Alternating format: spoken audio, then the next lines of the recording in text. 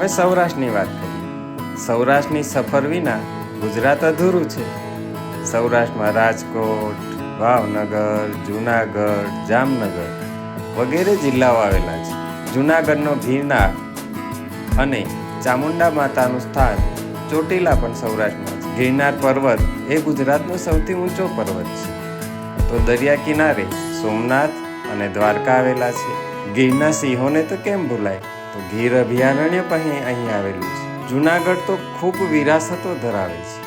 તો રાજકોટ રંગીલું શહેર છે. અને ગાંઠિયાની વાત આવે તો ભાવનગર તો યાદ આવે જ ને.